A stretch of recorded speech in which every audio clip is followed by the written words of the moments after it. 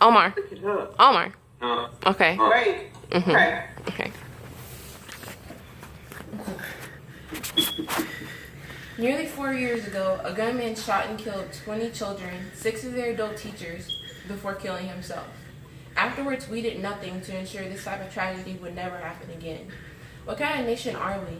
We are a nation that's let almost 1,153 people be killed, another 3,953 people be injured since Sandy Hook. That was according to Vox.com 2016. And we are a nation that let 22-year-old Christina Grimmie die after being shot by an overzealous fan after a concert, and let 50 more people be shot and killed, those ages ranging 50 to 18 at a nightclub, not even 24 hours apart in the same state. Paraphrasing Democratic Representative John Lewis, how many more people will have to forfeit their lives? How many more people will we have to bury? How many more children, young adults, and adults will we have to bury before our nation takes action and passes laws against this growing epidemic? Gun violence has become a prevalent problem here in America. GunPolicy.org 2016 states that there are 875 million guns in the world. And according to NumberSleuth.org in 2016, the U.S. accounts for 46% of those guns. 2016 webpage gunviolencearchive.org reports that in 2016 alone, there have been 25,282 incidents, 154 mass shootings, and 6,901 deaths. Everytown.org reported in 2014 that Americans are 25 times more likely to be killed by a gun than citizens of other countries.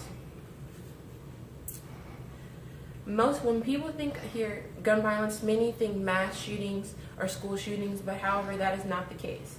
As Lois Beckett in 2016 stated that mass shootings make up a tiny portion of the toll of gun violence, of the overall toll of gun violence.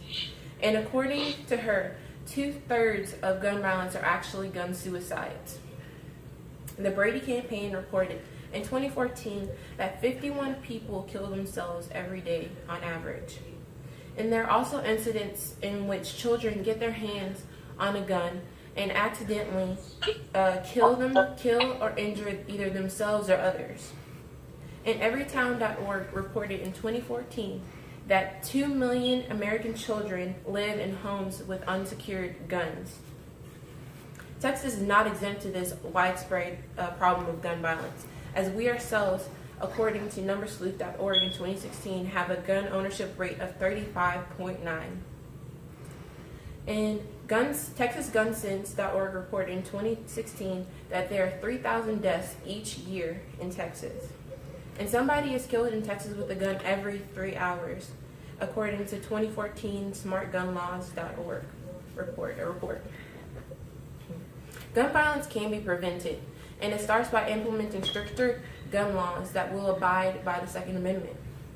After our deadliest mass shooting in America, our Congress proposed 4 gun measures, and Amber Phillips explained them in 2016 on Washington Post.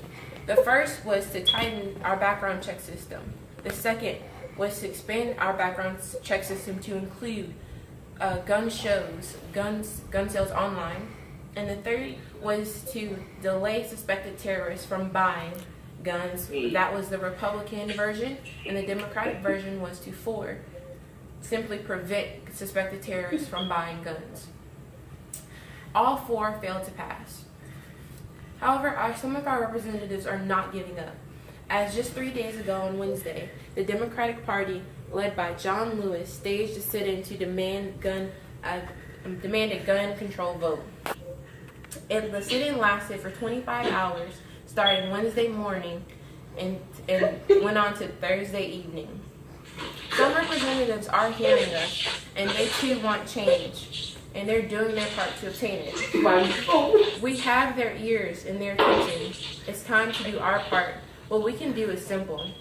We can vote, as Congress is up for re-election in November, and as a majority of Americans approve of common sense gun laws, and it's clear that these representatives are not representing their constituents very well.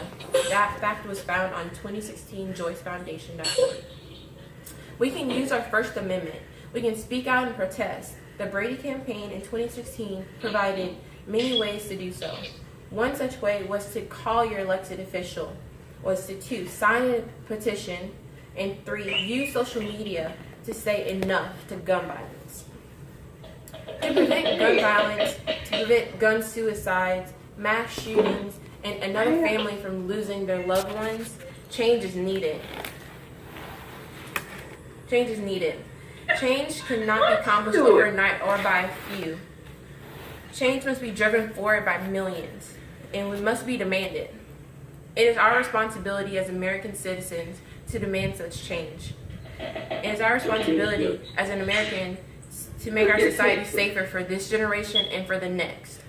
I am willing and ready to accept that responsibility, to ensure that there will never be another Orlando, Christina Grimmie, or Sandy Hook. Are you?